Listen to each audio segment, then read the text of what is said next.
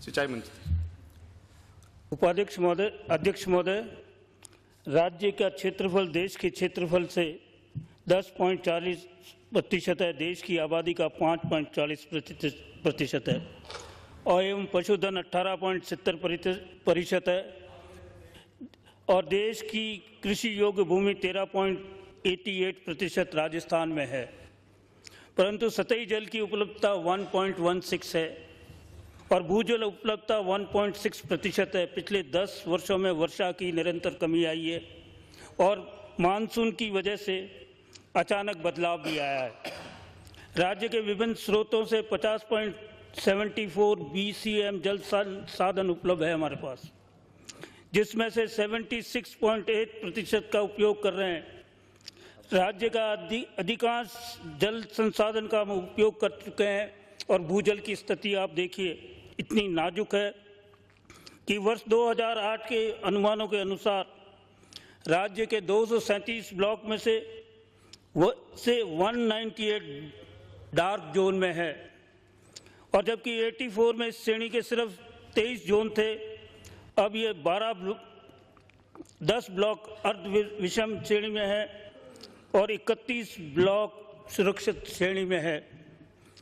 माननीय अध्यक्ष महोदय, जल की उपलब्धता की स्थिति को देखिए, हमें पानी के एक एक बूंद को इकट्ठा करना पड़ेगा और उसके उपयोग और प्रबंध के लिए एक प्रभावी रणनीति बनानी पड़ेगी और इसके तहत हमने कार्य करना आरंभ कर दिया है। पानी के साथ राजस्थान का विकास और लोगों का जीवन यापन भी पानी से जुड़ा है। मैं अध्यक्ष महोदय, माननीय सदस्यों ने कई अपने क्षेत्र से संबंधित कई नीतिगत मुद्दे उठाए। समय अभाव के कारण प्रत्येक का तो उत्तर देना मेरे लिए संभव नहीं होगा। जैसा मैंने पहले कहा, सभी बिंदुओं का लिखित उत्तर में उन्हें भिजवा दिया जाएगा, बल्कि जो उत्तर कुछ संक्षेप में मैं आपको देना चाहता हूं। मैंने पूर्व में पेयजल के मुद्दे पर अपनी व्यवस्था में कहा था, पानी के मुद्दे पर राजनीति नहीं करनी चाहिए। पूर्व में भी राजस्थान के हिस्से का पानी प्राप्त करने के लिए पक्ष और विपक्ष ने मिलकर सदन में एकजुटता दिखाई है। मैं आपका एकजुटता के सहयोग की कामना करता हूं, मांग करता हूं।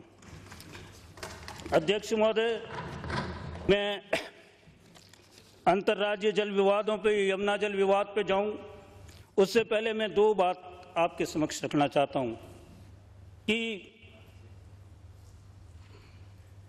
डॉक्टर दिगंबर सिंह जी ने एक मामला उठाया अपने बजट भाषण के पैरा 35 में।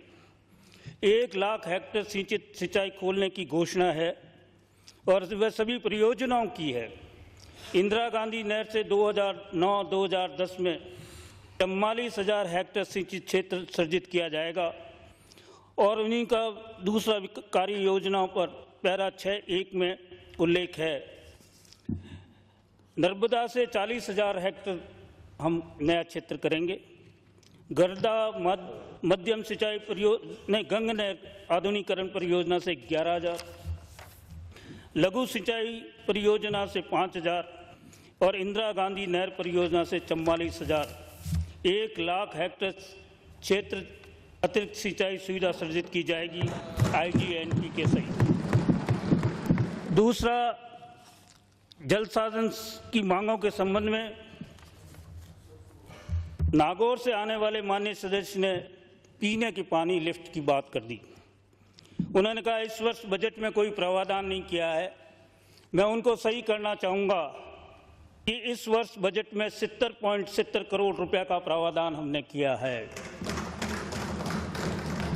अभी हनुमानगढ़ से आने वाले माननीय सदस्य ने हैरिकेज बैरेज पे पानी का सही नाप सुनिश्चित करने हेतु हमने एक अधिशासी अभियंता व सहायक अभियंता को हाल ही में पदस्थापित कर दिया है। पहले ये फिरोजपुर बैठते थे, पूर्व में एक गेज रिजर्व पदस्थापित था, हमने अधिशासी अभियंता और सहायक अभियंता का पदस्थापित कर दिया है। माननीय अध्यक्ष महोदय, विभिन्न सदस्यों ने अंतर जल विवादों के संबंध में प्रभावी कार्रवाई करने की बात कही है। मैं सदन को आश्वस्त करना चाहूँगा, पड़ोसी राज्य पंजाब, हरियाणा, गुजरात, मध्य प्रदेश, उत्तर प्रदेश के साथ जो हमारे जल विवाद निलंबित हैं, लंबित, उसमें राजस्थान का प्रभावी ढंग से रखने की सरकार कोई कसर नहीं छोड़ेगी। इस रणनीति के तहत माननीय मुख्यमंत्री जी ने पहल करके हरियाणा के मुख्यमंत्री के साथ विभिन्न लंबित मुद्दों पर बातचीत की शुरुआत की। हम इस क्रम को जारी रखेंगे। अधिकांश विवादों का हल आपसी बातचीत से निकलेगा। अरे वो तो ऐसा है, भाषण दे रहे हैं, लिखा हुआ नहीं पढ़ रहे हैं।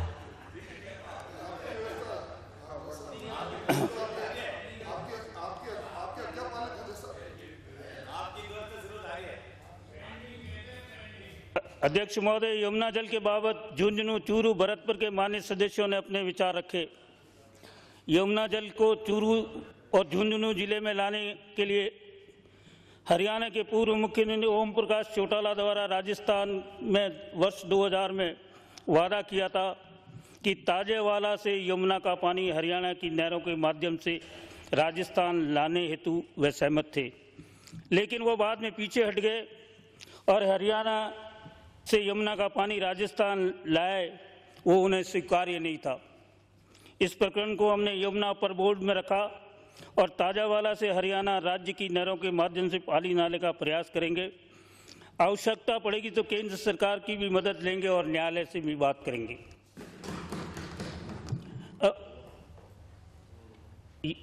गुड़गांव कैनाल में कम पानी की प्राप्ति का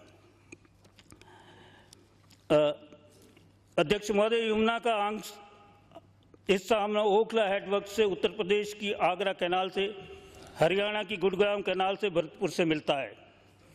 गुड़गांव कैनाल से पानी प्राप्ति के संबंध में माननीय सदस्यों ने बात सही है।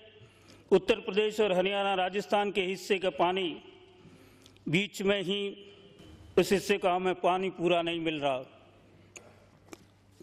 वर्ष 2006-2008 के बीच निर्धारित हिस्से से के विरुद्ध 35% पानी राजस्थान को मिला है। इस संबंधित राज्यों की समस्या के समाधान हेतु चर्चा कर हल निकालने का प्रयास करेंगे। हरियाणा के मुख्यमंत्री से चर्चा हुई थी, उन्हें इस संबंध में कार्रवाई का हमें आश्वासन दिया है। अध्यक्ष महोदय, इसके लिए हमने एक सेक्रेटरी लेवल की भी कमेटी बनाई। कुछ मुद्दे ऐसे थे, उनको रिजॉल्व आउट करने के लिए, और जब हरियाणा के मुख्यमंत्री आए तो सेक्रेटरी लेवल की हमने कमेटी बना के जो वो मुद्दे कह रहे थे उनमें और अपने मुद्दों में बैठ के आपस में बातचीत करके हल निकालने का प्रयास किया है।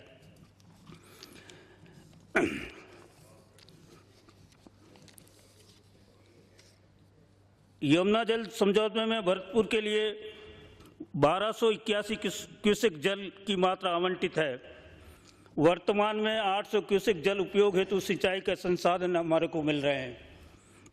शेष 481 क्यूसेक जल के उपयोग हेतु एक परियोजना की राशि 145 करोड़ केंद्रीय जल आयोग से अनुमोदित है, जिसे हरियाणा सरकार से MOU समझौते की कार्यवाही के प्रयास राज्य सरकार के स्तर पर किए जा रहे हैं।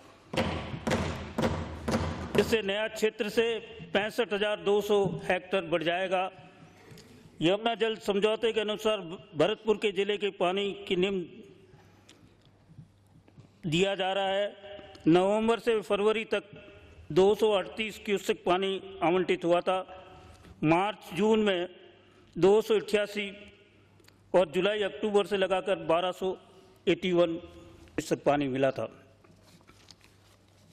माही परियोजना का पानी मैं माननीय अध्यक्ष महोदय, माननीय सदस्यों को राजस्थान और गुजरात के माध्यम से 1966 में माही जल समझौते के अंतर्गत 40 TMC पानी के उपयोग का बिंदु उठाया।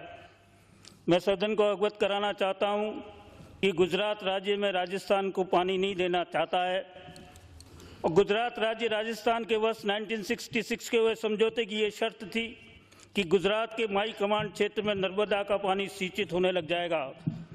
गुजरात के हिस्से का 40 TMC पानी राजस्थान उपयोग कर सकेगा, लेकिन गुजरात सरकार की सुनियोजित ढंग से नर्मदा ट्रिब्यूनल के समक्ष अपना पक्ष इस तरीके से पेश किया कि माई के सिंचित कमांड एरिया को यथावत रखते हुए उन्होंने नर्मदा सिंचित क्षेत्र अलग से निर्धारित करवा दिया।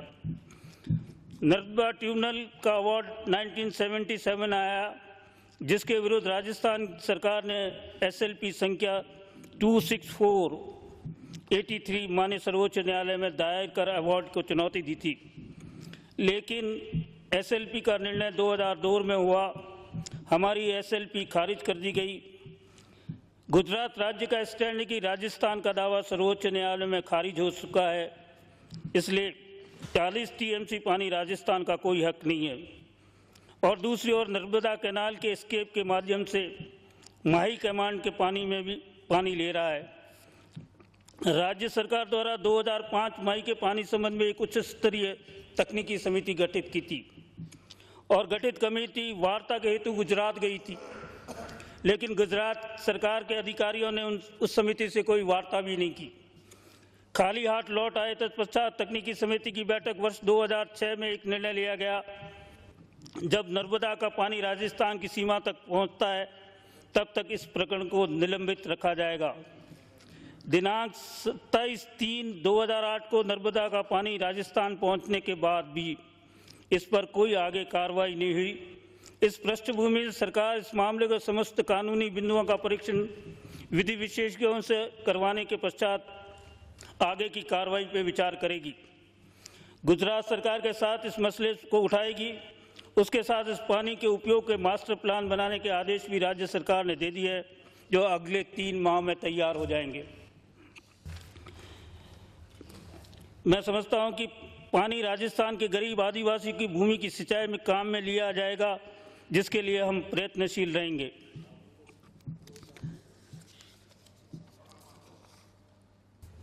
अध्यक्ष महोदय, माननीय सदस्यों ने पंजाब में राजस्थान के हिस्से का पानी रिलीज नहीं करने के विचार रखे। मैं उनके विचारों से सहमत हूं। राजस्थान के निर्धारित हिस्से का पानी हर हालत में मिलना चाहिए। हमने मुख्यमंत्री स्तर पर पूरे प्रयास किए, जिसमें हमको कुछ सफलता मिली। हमें पंजाब ने पूरा पानी रिलीज करने के प्रत्येक स्तर पर दबाव बनाया है, जिसके फलस्वरूप 21/7/2009 को निर्धारित हिस्से में बढ़ोतरी हुई है। हम चाहेंगे कि पंजाब का सहयोग निरंतर बना रहे। इस समस्या का स्थायी समाधान तभी संभव है कि जब पंजाब पुनर्गठन कानून की धारा 79 के तहत समस्त हेडवर्क नियंत्रण पंजाब द्वारा भाखड़ा व्यास प्रबंधन बोर्ड को नहीं सौंप दिए जाते। ये मामला सर्वोच्च न्यायालय में विचाराधीन है और हमने देश के ख्याति प्राप्त अधिवक्ताओं को लगाया है। हमारा प्रयास रहेगा कि इस प्रकरण को शीघ्र निस्तारण हो सके और साथ में हम राजनीतिक और प्रशासनिक स्तर पर पूरा पानी लेने के प्रयास करेंगे। अध्यक्ष महोदय, मैंने सदन को पूर्व में अवगत करवा चुका हूं कि पौंग और भाखड़ा डैम के कैचमेंट में वर्षा कम होने से बर्फ नहीं पिघलने के कारण पानी की आवाज़ पिछले 14 वर्ष के न्यूनतम स्तर पर है। हम निरंतर स्थिति पर निगाह रख रहे हैं। आने वाले दिनों में वर्षा होगी और बांधों में पानी आएगा, जिसका उपयोग हम खरीफ की खड़ी फसल को बचाने हेतु करेंगे।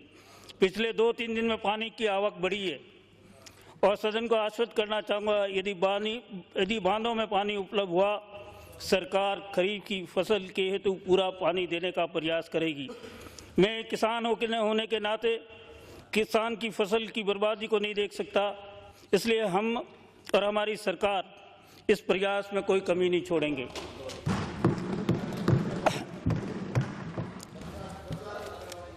अभी आ रहा है पानी आवक, मैंने अभी आपको तो और डेटा बताऊं उसको। हाँ, गंगानगर के सादुल शहर से आने वाले माननीय सदस्य ने बीकानेर की और संतोष सारण साहब ने RD 86 पंजाब द्वारा गंग नहर में कम पानी छोड़ने का मुद्दा उठाया। ये समस्या पिछले 2 वर्ष से चली आ रही है, जबकि पंजाब ने RD 86 पर कॉर्स रेगुलेटर लगाकर कानिया माइनर में पानी लाने हेतु पॉन्डिंग की व्यवस्था कर ली है। यदि इसी समय पंजाब को रोक दिया जाता तो ये समस्या पैदा नहीं होती और गंग कैनाल में 200-300 क्यूसेक पानी कम प्राप्त होता है और लगातार फ्लक्चुएशन उसके अंदर रहता है। हम इस प्रकरण को पंजाब सरकार के साथ उठाया है और भाखड़ा व्यास प्रबंधन मंडल की बैठक में भी रखेंगे। इसके साथ माननीय गंगानगर से आने वाले सदस्य ने गंग कैनाल का श्रेय दिया है। गंग कैनाल के आधुनिकीकरण के लिए, सुदृढ़ीकरण के लिए समस्त कार्य पूर्व कांग्रेस की सरकार के दौरान AIBP RWSRP के तहत आरंभ किए। अभी बता देंगे। इसका है एक्सेलरेटेड इरिगेटेड बेनिफिट प्रोग्राम, सिंचाई योजना। गंग नहर की आधुनिकीकरण के लिए प्रशासनिक स्वीकृति 87.5 करोड़ रुपया राज्य सरकार के पत्र क्रमांक 470 दिनांक 28/9/1983 को जारी की। गंग नहर प्रणाली के लिए 445.79 करोड़ रुपए की आधुनिकीकरण की CWC की 73 बैठक में 21/5/2000 को जारी की गई। बीकानेर पंजाब भाग में 98.6 किलोमीटर लाइनिंग व राजस्थान में 16.72 किलोमीटर लाइनिंग का कार्य जून 2005 से बीकानेर कैनाल में पानी दिया जा रहा है। AIBP के अंतर्गत 769 किलोमीटर, RWSRP के अंतर्गत 396 किलोमीटर वितरिकों का कार्य मार्च 2009 तक पूर्ण किया जा चुका है। RWSRP के अंतर्गत योजना सितंबर 2000 में तैयार कर राज्य सरकार को प्रस्तुत की। ये कार्य अप्रैल 2000 से आरंभ किया गया था। अध्यक्ष महोदय, टेल पर पानी नहीं पहुंचने की कोलाई से आने वाले माननीय सदस्य ने इसको उठाया था। मैंने उनको विश्वास दिलाया था कि मैं इच्छा शक्ति के साथ और संवाद के साथ उन किसानों को जो टेल पे हैं उनको पानी पहुंचाने के मुद्दे पर मैं पानी उन तक पहुंचे मैं इसके प्रयास कराऊंगा। ये समस्या काफ़ी पुरानी और निरंतर चली आ रही है। मैंने पेयजल के वक्तव्य देते समय महात्मा गांधी के कथन को सदन में ध्यान आकर्षित किया था। देश का प्रत्येक व्यक्ति की आवश्यकता पूरी करने योग संसाधन है जो, लेकिन प्रत्येक व्यक्ति का लालच पूरा करने के लिए नहीं। माननीय अध्यक्ष महोदय, नहरी क्षेत्र में यही स्थिति है। बड़े और प्रभावशाली लोग सीधे मोगे लगाकर मोगों को चौड़ा कर अधिक पानी लेते हैं, जिससे टेल के गरीब काश्तकार को पानी नहीं पहुंचता है। पूर्ववर्ती सरकार ने मोगे ठीक कराने का अभियान शुरू किया, जिसे उन्होंने बीच में ही रोक दिया। द्वितीय चरण के 472 ऐसे मोगे चिन्हित किए थे जिनमें स्वीकृत पानी से 50% या उससे अधिक पानी काश्तकार ले रहे थे, लेकिन इसमें 164 ही ठीक कर पाए। अभियान बीच में रोकना पड़ा। इसके अतिरिक्त साइफन लगाकर दूसरे तरीके से पानी की चोरी होती है। मिली भगत से बंदी के दौरान कुछ नहरें चलने की शिकायत भी मिलती है। समस्या गंभीर है। नहरों की मिट्टी जमने, रखरखाव की कमी भी उसका एक कारण है। इन समस्त मुद्दों पर हमने एक कार्यकारी योजना बनाई है और समयबद्ध तरीके से लागू किया जाएगा। मैं समस्त सदस्यों का सहयोग चाहता हूं कि ऐसी स्थिति नहीं आने दें कि फिर अभियान बीच में रोकना पड़े। सरकार इस संबंध में पूरे प्रयास करेगी, प्रत्येक काश्तकार को उसके हिस्से का पानी मिले। नहरों के संचालन व जल वितरण में जन सहभागिता भी सुनिश्चित की जाएगी। We will create the bodies जिससे इस समस्या का समाधान में हम मदद कर सकें। इंदिरा गांधी नहर फीडर की मरम्मत का बहुत माननीय सदस्यों ने अध्यक्ष महोदय उठाया। ये बात सही है कि इंदिरा गांधी नहर फीडर, जिसकी लंबाई 204 किलोमीटर है, मरम्मत की कार्य उच्च प्राथमिकता पर किया जाना चाहिए। पंजाब सरकार ने RD 496 तक 901 करोड़ की एक वृहद योजना तैयार कर केंद्रीय जल आयोग को भेजी थी, जिस पर राजस्थान सरकार द्वारा सहमति अप्रैल 2009 में दे दी गई है। RD 496 से 670 फीडर व 0 से 148 RD तक मुख्य नहर की मरम्मत की योजना को 500 करोड़ की तैयार कर केंद्रीय जल आयोग को भेजी गई है। राजस्थान की इन योजनाओं पर AIBP कार्यक्रम के अंतर्गत सहायता प्रदान करने हेतु भारत सरकार को अनुरोध किया है। मुख्यमंत्री के स्तर पर पंजाब के मुख्यमंत्री को इस संबंध में चर्चा भी हुई है।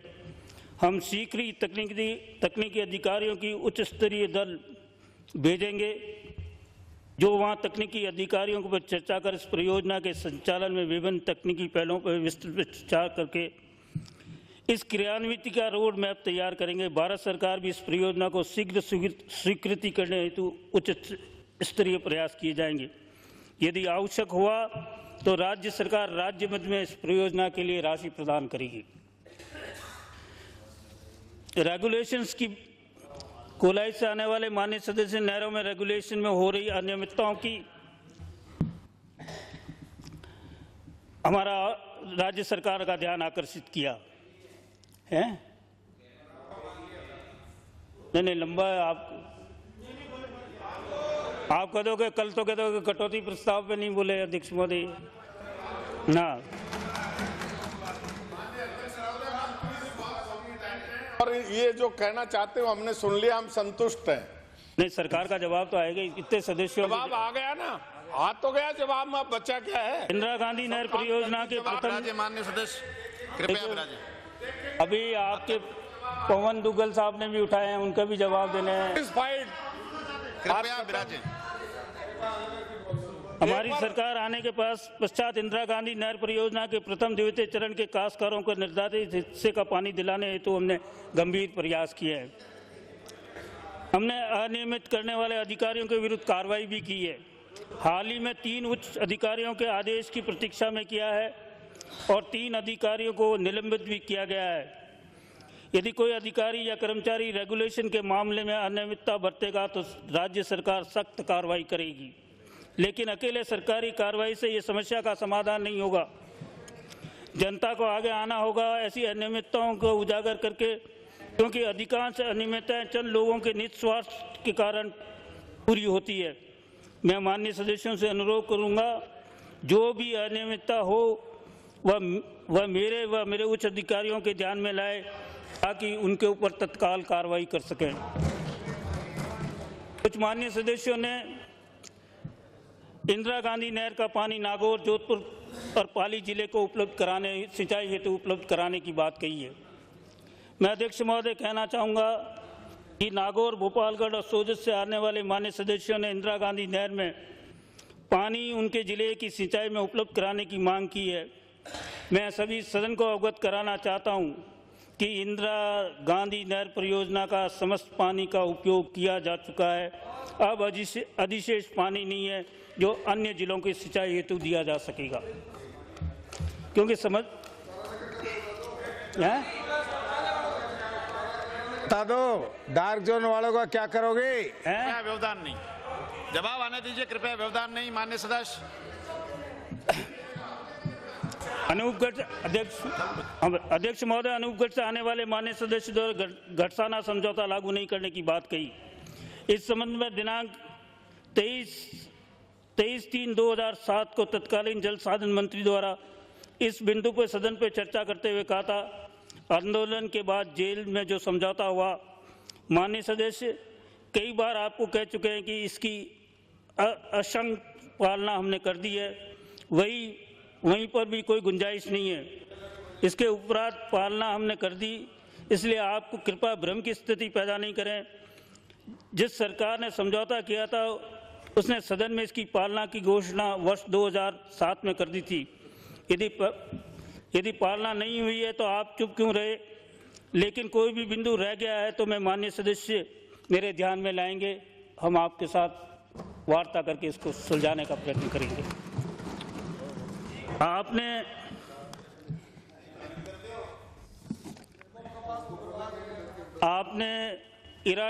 लोंगेवाला समझौते के अंदर इराडी ट्रिब्यूनल का गठन हुआ था, जिसमें राजस्थान का हिस्सा यथावत रहा, यह आपको जानकारी में लाना चाहता हूं। राजस्थान को किसी प्रकार का उसमें नुकसान नहीं हुआ। आपने बीबी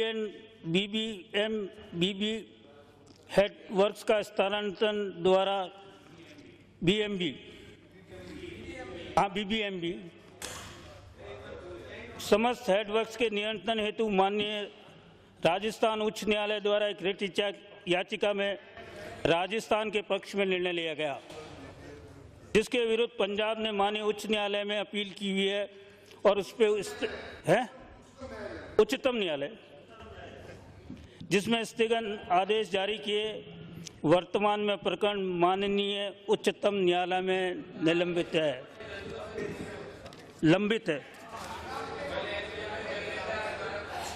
कृपया शांति बनाए रखें। अध्यक्ष महोदय, कुछ कटौती प्रस्तावों में माही जोखम और जयसमंद परियोजना के आपस में जोड़ने की योजना के संबंध में भी आए। मैं माननीय सदस्य के जो सुझाव आए वो स्वागत योग्य हैं। इन तीनों परियोजनाओं को आपस में जोड़ने की एक प्राथमिक रिपोर्ट तैयार की गई थी, लेकिन अभी तक विस्तृत तकनीकी सर्वे अध्ययन नहीं हुआ। सरकार इसका तकनीकी अध्ययन करवाने के पश्चात उचित निर्णय लेगी। साबरमती बेसिन के पानी और अन्य बेसिन के स्थानांतरण पर उपयोग संबंधी एक विस्तृत अध्ययन हेतु राष्ट्रीय जल विकास प्राधिकरण को अनुरोध किया गया है। अध्ययन रिपोर्ट आने के पश्चात राज्य सरकार इस पर विचार करेगी। मेवाड़ में स्वीकृत परियोजनाओं का आरंभ नहीं होना। मेवाड़ क्षेत्र की स्वीकृत लघु और वृहद परियोजनाओं में स्वीकृत कार्य चालू नहीं होने के संबंध में मैं अवगत कराना चाहूँगा। उदयपुर संग्राम में 12 स्वीकृत परियोजनाओं पर कार्य आरंभ नहीं हुआ, जिनमें से 6 पर वन भूमि के कारण, एक अंतर्राज्यीय मामले के कारण, एक तकनीकी कारण व 4 वित्तीय संसाधन के अभाव में के कारण कार्य आरंभ नहीं हो सके। मैं माननीय सदस्यों को आश्वस्त करता हूं कि हम इन योजनाओं को शुरू करने के पूरे प्रयास करेंगे। कौन सी? आपकी तो बाद में बताएंगे, नहीं तो आप जल्दी खड़े हो जाएंगे।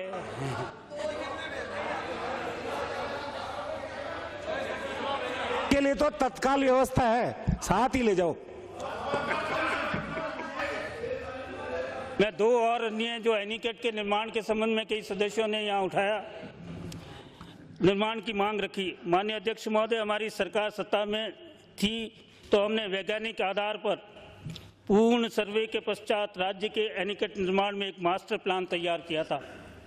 मास्टर प्लान तैयार करते समय इस बात को ध्यान में रखा कि तालाब बांधों के पानी की आवक पर उसका असर नहीं हो, लेकिन पिछले 5 वर्षों में इस मास्टर प्लान की अवहेलना करते हुए जल संसाधन विभाग द्वारा 381 करोड़ की लागत से 3174 एनीकट स्वीकृत किए, जिसके कारण अब बांध और तालाबों में पानी की आवक पर असर पड़ने लगा। लगभग 70 बांध और तालाब में तो पिछले 3 वर्ष से 1 बूंद पानी नहीं आया। जयपुर के कुकस और रामगढ़ बांध का उदाहरण हमारे सामने है। मुझे डर है कि ये संख्या दिन पे दिन बढ़ने लग जाएगी। अकेले अजमेर जिले में 36 करोड़ के एनीकट निर्मित कर दिए। इसके अतिरिक्त हजारों एनीकट नरेगा, जल ग्रहण योजना, ग्रामीण विकास की योजनाओं के तहत निर्मित हुए हैं। मैं एनीकट का निर्माण एक उद्देश्य होता है भूजल के स्तर की बढ़ोतरी के लिए, इससे से अधिक काश्तकारों को कुएं की सिंचाई हेतु पानी उपलब्ध हो। लेकिन माननीय अध्यक्ष महोदय, अधिकतर एनीकटों में कुछ प्रभावशाली व्यक्ति पानी पंप कर सिंचाई कर रहे हैं, जिससे आम काश्तकार को लाभ से वंचित है। इसलिए हम गंभीरता से हमारी सरकार इन समस्त परिस्थितियों में विचार करेगी। एनीकट मास्टर प्लान के अनुसार निर्मित होंगे और निर्मित एनीकट के पानी को लिफ्ट कर सिंचाई की अनुमति पर पाबंदी लगाई जाएगी, ताकि भूजल स्तर की बढ़ोतरी में अधिक से अधिक काश्तकारों को लाभ मिले और आवक ज़्यादा बढ़े। माननीय कई सदस्यों ने इस बात का ध्यान आकर्षित किया कि ड्रिप और स्प्रिंकलर को प्रोत्साहन मिलना चाहिए। मैं सदन को अवगत कराना चाहूँगा, ये बिंदु हमारी घोषणा पत्र में है और राज्य सरकार इस दिशा में हर संभव प्रयास करेगी। और हमारी सरकार ने इंदिरा गांधी नहर लिफ्ट परियोजना में बाराबंदी पद्धति से सिंचाई हेतु 580 करोड़ रुपए की योजना तैयार कर भारत सरकार को भिजवाई है। इसके अतिरिक्त भारत सरकार व राज्य सरकार के सहयोग से सिंचाई पद्धतियों को प्रोत्साहन करने हेतु 50% अनुदान की योजना कृषि विभाग के द्वारा संचालित की जा रही है। राजस्थान में जल की कमी को ध्यान में रखते हुए ये योजना राजस्थान के लिए काफ़ी उपयोगी है।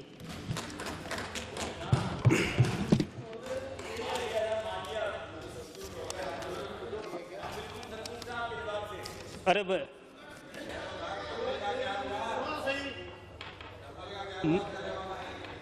नौर से आने वाले माननीय विधायक ने ये कहा कि हमको पायलट प्रोजेक्ट में कुंभाराम आर्य लेफ्ट पर फव्वारा पद्धति में कोई बजट का प्रावधान नहीं रखा है।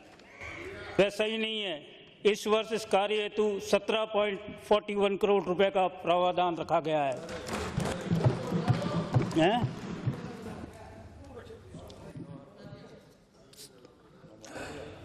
ये बात कही उठाई गई अध्यक्ष महोदय कि सिंचाई योजना को पूरा होने में अधिक व्यय और समय लगने के कारण राज्य सरकार को हानि होती है।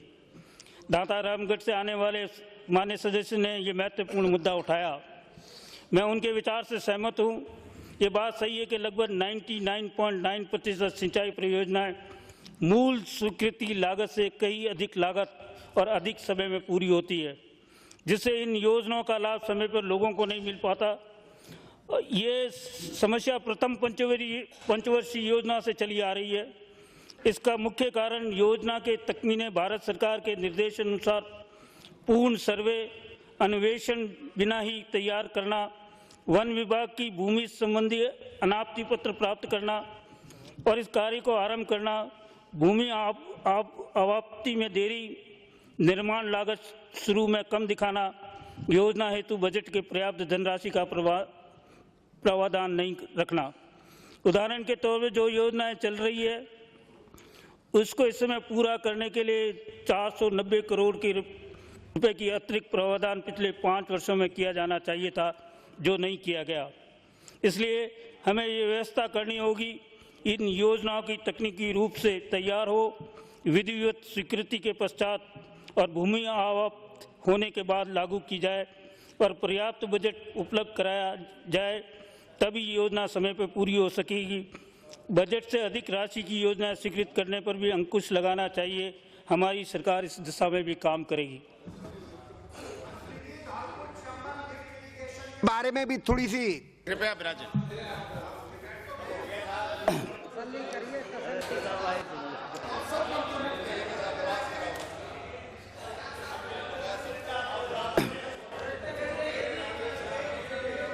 मैंने आपको सुबह 2 बजे से कितने धैर्यपूर्वक सुना। आपके हाँ,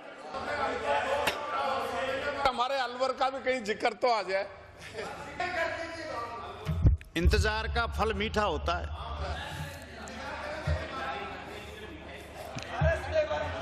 माननीय अध्यक्ष महोदय, कई सदस्यों ने बकाई सिंचाई शुल्क माफ करने की मांग रखी। इस संबंध में माननीय सदस्यों को अवगत कराना चाहूँगा कि माननीय मुख्यमंत्री ने अपने बजट भाषण में ब्याज की राशि में छूट देते हुए एक मुफ्त सेटलमेंट की घोषणा की है, जिसे हम लागू करेंगे। सिंचाई शुल्क माफ करते समय हम इस बात पर विचार करना होगा कि राज्य का 65% काश्तकार अपने निजी कुओं और ट्यूबवेल से खेती करते हैं, इस पर लाखों रुपए व्यय होता है। दूसरी ओर हम राज्य खर्च पे नहरों को पानी लाते हैं। सिंचाई शुल्क भी नगण्य है। यही कारण है कि आज नहरों के रखरखाव का खर्चे का 10% भी हम इन सिंचाई शुल्क से वसूल नहीं कर पा रहे हैं। इस कारण सिंचाई क्षमताओं में कमी आ रही है। जैसा माननीय सदस्यों ने नहरों की मरम्मत और अभाव का मुद्दा उठाया, इसलिए इस मुद्दे पर समस्त बिंदुओं को ध्यान में रखकर विचार किया जाएगा। राज्य के पुराने टूटे बांधों की मरम्मत के संबंध में उठाए मैं माननीय अध्यक्ष महोदय सदन को अवगत कराना चाहूँगा। पिछले 5 वर्षों से 88 बांध और तालाब क्षतिग्रस्त हुए, जिनको 66 करोड़ रुपए स्वीकृत किए। इस स्वीकृत राशि के विरुद्ध 11.24 करोड़ रुपए ही व्यय किए गए। अब शेष बचे तालाबों की मरम्मत हेतु 20 करोड़ रुपए की राशि की आवश्यकता है। हम पूरे प्रयास करेंगे इन बांधों और तालाबों को राज्य योजना के द्वारा या नरेगा के अंतर्गत प्राथमिकता के आधार पर मरम्मत करवाई जाए ताकि काश्तकारों को इसका लाभ मिल सके। नरेगा ना कुछ अध्यक्ष महोदय, पिलानी से आने वाले मान्य सदस्य और नागौर के मान्य सदस्यों ने मांग की डार्क जोन में कुएं ट्यूबवेलों पर पाबंदी हटाई जाए। धौलपुर से आने वालों ने भी इस संबंध में सदन को अवगत कराना चाहूँगा। ये पाबंदी सर्वोच्च न्यायालय के आदेश के अंतर्गत केंद्रीय पर्यावरण अधिनियम के तहत नियुक्त प्राधिकरण द्वारा अधिसूचना के माध्यम से उन क्षेत्रों में लगाई जाती है जहां भू जल दोहन अति अधिक है। फिलहाल राज्य के 12 विकास खंडों में से पाबंदी लगी हुई है। इसमें कोई भी छूट, अरे बात तो सुनो, इसमें कोई भी छूट केंद्रीय प्राधिकरण दे सकती है जब तक इस क्षेत्र में भूजल के कृत्रिम पुनर्भरण में भूजल स्तर की वृद्धि नहीं होती, ऐसी छूट मिलने की संभावना नहीं है। राज्य के 198 ब्लॉक डार्क जोन में आ गए हैं जिन पर भी ऐसी पाबंदी लगाने की आशंका है। इसलिए माननीय सदस्यों से आग्रह है कि जनप्रतिनिधि होने के नाते भूजल के अनाधुन दोहन नहीं करने हेतु लोगों को शिक्षा प्रेरित करें ताकि पाबंदी की स्थिति पैदा नहीं हो। कुछ लोग कुछ अल्टरनेटिव दो ना माननीय सदस्य कृपया राज्य अध्यक्ष जी। ये तो ऐसा है, डार्क जोन तो हो गया पर उसको सरकार उसका कोई अल्टरनेटिव तो दे। अभी वो क्या लोग भूखे मरेंगे, क्या खाएंगे? अध्यक्ष महोदय, जल साधन विभाग में वर्तमान सीधी भर्ती के 243 तकनीकी पद व 411 अन्य रिक्त पद हैं। इंदिरा गांधी नहर परियोजना में 302 तकनीकी पद व 370 अन्य पद रिक्त है। वर्ष 1998 के बाद इन पदों पर भर्ती नहीं हुई है। वित्त विभाग से इन पदों की आवश्यकता के अनुसार भरने का भी हम प्रयास करेंगे। घोषणाएं। माननीय अध्यक्ष महोदय, वैसे कांग्रेस के घोषणा पत्र में जो सरकार का नीतिगत दस्तावेज है, अगले 5 वर्ष में जल साधन हेतु जो भी कार्य किए जाएंगे उसका विस्तृत उल्लेख है। हम इसे लागू करने में 5 वर्षीय योजना तैयार कर ली है। इस राज्य के शेष 23% जल उपयोग और नहरों की टेल पर पानी पहुंचने, सिंचाई की कुशलता में कम से कम 25% वृद्धि, बांधों व तालाबों और नहर की क्षमता में सुधार, सिंचाई प्रबंधन में जनभाग्यता, अंतर्राज्य मामलों के निपटारे को प्राथमिकता देते हुए आगे बढ़ाएंगे। माननीय मुख्यमंत्री जी ने नई जल नीति बनाने की घोषणा की है। हम उसको शीघ्र जारी करते हुए लागू करेंगे। इस वर्ष में किए जाने वाले कार्यों का विवरण बजट दस्तावेज में है, जिसे मैं दोहराना नहीं चाहता। इंदिरा गांधी नहर अन्य नहरों में पूर्व स्वीकृत सीधे मोगों को निर्धारित पानी से अधिक पानी नहीं दिया जाएगा। इन सभी पर अगले 3 माह में रेगुलेटर स्थापित कर दिए जाएंगे। सभी मोगों को अभियान चलाकर अगले 6 माह में ठीक किया जाएगा।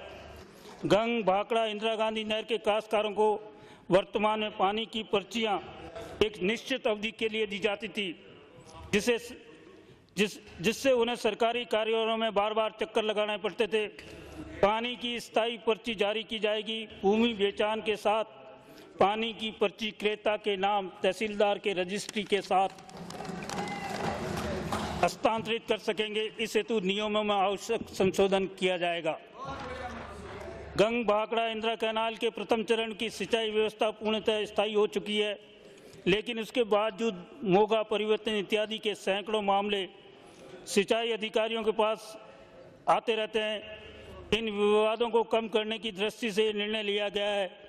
जो मोगे विधिवत स्वीकृति से स्थापित हो चुके हैं, उन्हें किसी प्रकार का परिवर्तन अब स्थानीय स्तर पर अनुमति नहीं देगा।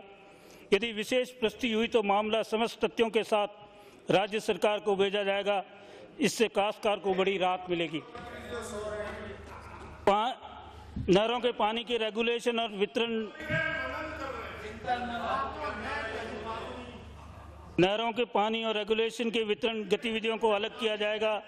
इंदिरा गांधी नहर कैनाल हेतु अलग से अतिरिक्त मुख्य अभियंता के अधीन रेगुलेशन सर्कल स्थापित किया जाएगा, जो हरिकेश से लेकर 1458 आरडी तक पानी के रेगुलेशन को देखेगा और वितरण का कार्य संबंधित खंड पूर्व की भांति करेगा। गंगा और भाखड़ा की अलग से खंड स्थापित कर पानी के रेगुलेशन के वितरण को अलग रखा जाएगा। इस खंड का सर्कल सीधे मुख्य अभियंता जल संसाधन जयपुर को रिपोर्ट करेंगे। एक व्यवस्था को इंदिरा गांधी कैनाल के अगले 6 माह में स्काडा पद्धति स्थापित की जाएगी ताकि पानी वितरण की व्यवस्था में सुधार किया जाए। अध्यक्ष महोदय,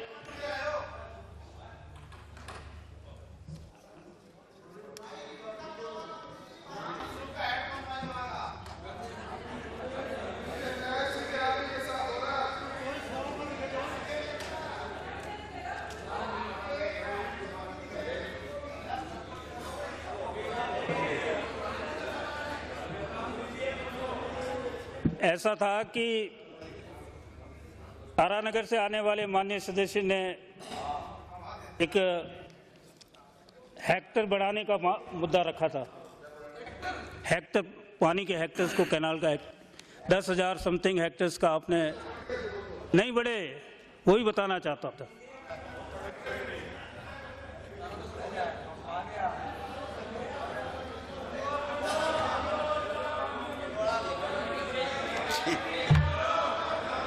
माननीय सदस्य कृपया शांति रखें। अध्यक्ष महोदय,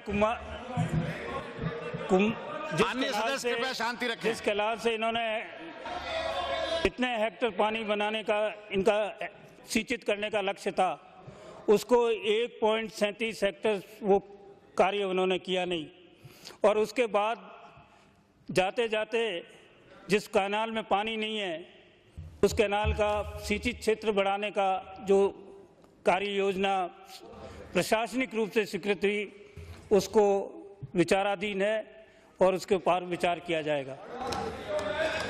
ऐसा सिंचित अलवर जिले का माननीय मंत्री महोदय, कृपया विराजे। माननीय सदस्य, हो गया। माननीय सदस्य कृपया विराजे। अध्यक्ष महोदय, मैं आपसे अनुरोध करूंगा कि सिंचाई की संबंधित मांगों को पारित किया जाए।